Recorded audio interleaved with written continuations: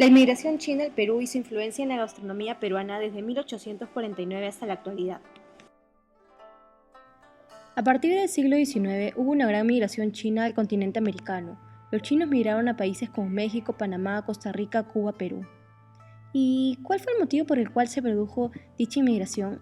En primer lugar, como menciona el investigador sobre la cultura china Humberto Rodríguez, China era un país que para el siglo XIX atravesaba ciertos problemas sociales.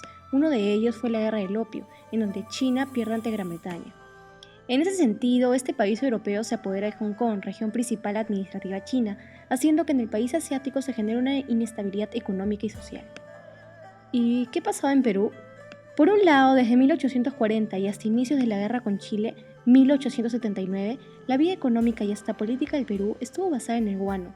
El guano conservó su supremacía en las exportaciones peruanas y fue responsable del crecimiento económico del país. Por otro lado, como los indígenas no estaban acostumbrados a vivir en una altura entre 10.000 y 17.000 pies, no podían trabajar en la costa.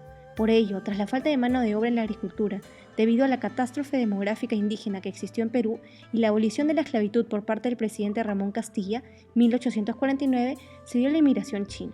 Los chinos se ubicaron en las plantaciones azucareras y algodoneras de la costa, se encargaron de las construcciones públicas como los ferrocarriles y fueron también sirvientes domésticos en las haciendas costeñas. Además, bajo los términos de la ley china, se permitió el ingreso masivo de los trabajadores chinos culís al Perú. Los primeros chinos que llegaron a la costa peruana, Puerto del Callao, fueron traídos en la embarcación Friedrich Wilhelm. En 25 años se estima que entre 80 y 100.000 de estos humildes trabajadores llegaron no solo al puerto del Callao, sino también por otros puertos como Hilo, La Libertad y debido a la migración desde otros países americanos como México.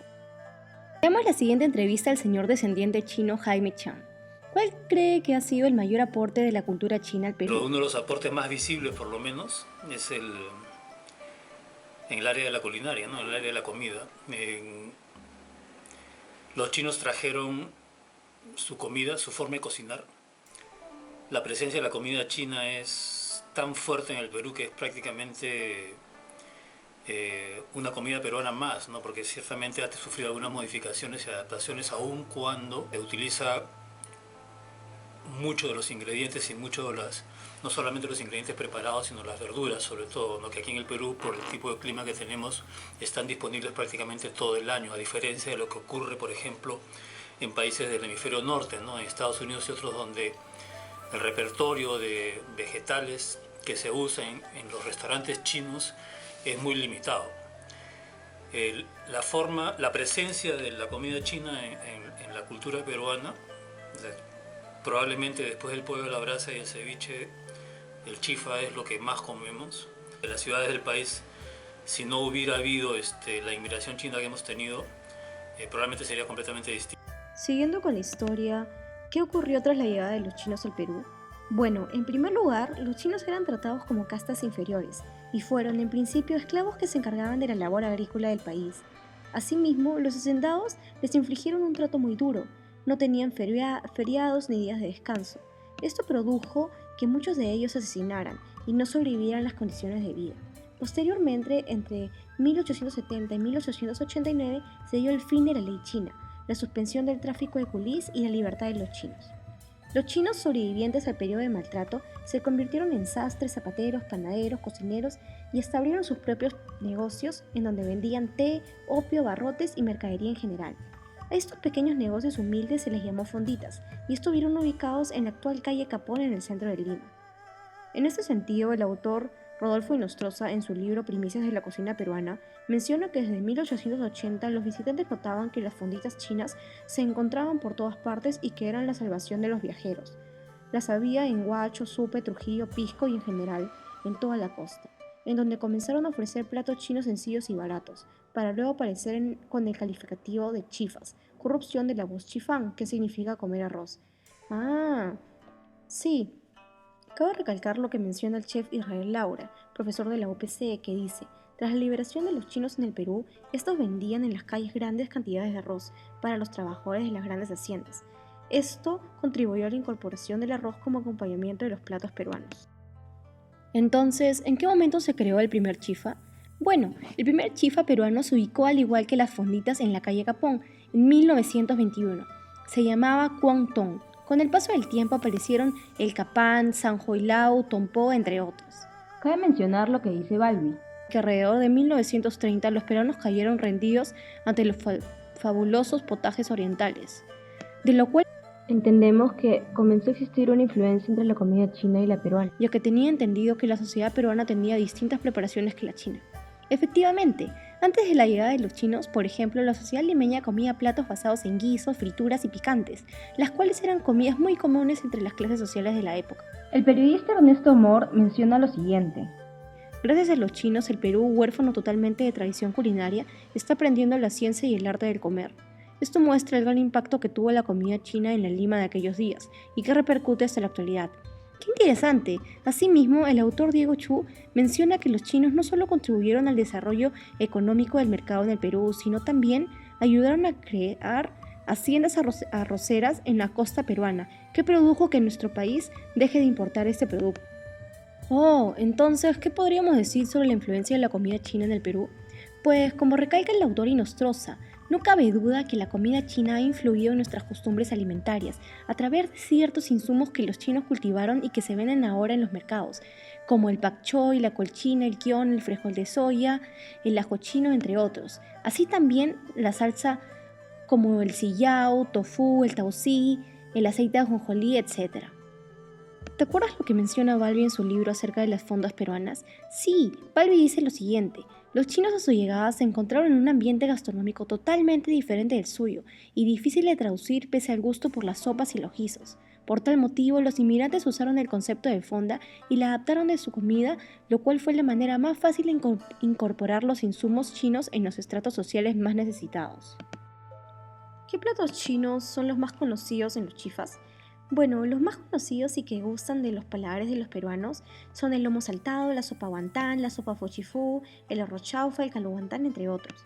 ¿Qué me puedes decir acerca de uno de estos platos, quizás el lomo saltado?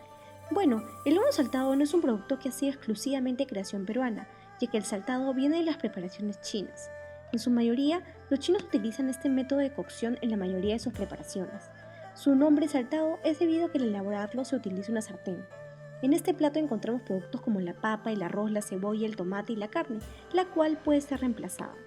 Balbi destaca lo siguiente: cuando conversamos con personas entrenadas en la cocina china, notamos que las preparaciones al vapor y a la olla son sus preferidas, mientras que el gusto peruano busca saborear en los chifas lo frito, el agridulce y el juguito para mezclarlo con el arroz.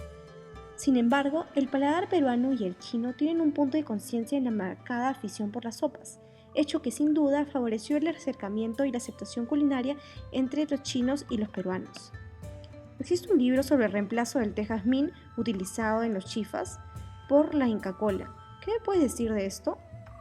Pues durante los orígenes del chifa existieron dos clases de restaurantes. Por un lado estaban los chifas de alta calidad a donde iban personas de la aristocracia. Por otro lado existían las fondas para la clase humilde. Uno de los ejemplos claros se ve en el Palais Concert, una de las confiterías más finas de su época, y cuyos comensales eran alimentados con potajes de origen chino. Lo irónico es que no sabían la procedencia de estos potajes, y en su mayoría eran acompañados con té jazmín o té verde, muy propio de la comida china.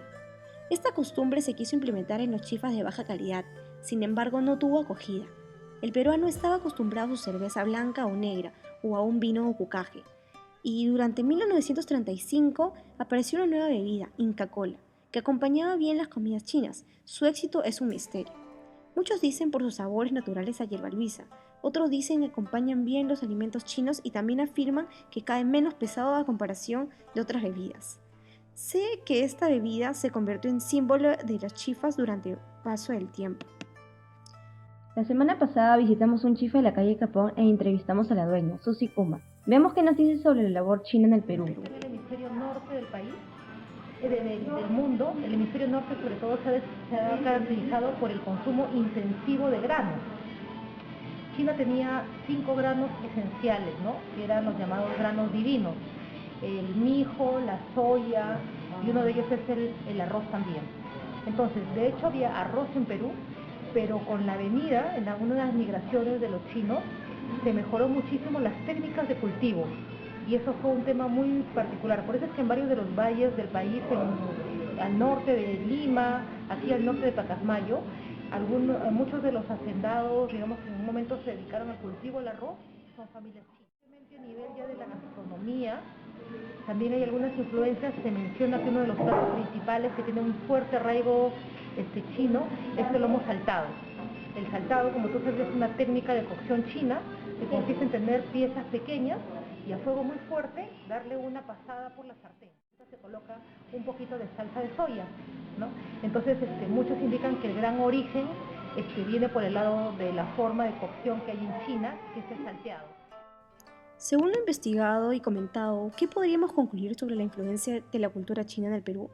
Pues la comida es uno de los factores más importantes que nos dejaron los chinos. Así, los chifas se han convertido en la actualidad no solo como restaurantes, sino como puntos de encuentro y reunión social. Además, se ha fomentado una nueva costumbre, colocar la comida en el centro de la mesa. Finalizando, el escritor Fernando de Trasegnis menciona en un artículo lo siguiente: el Perú no sería el mismo sin los esfuerzos, las fatigas, los sudores y los dolores de esos chinos hacendosos.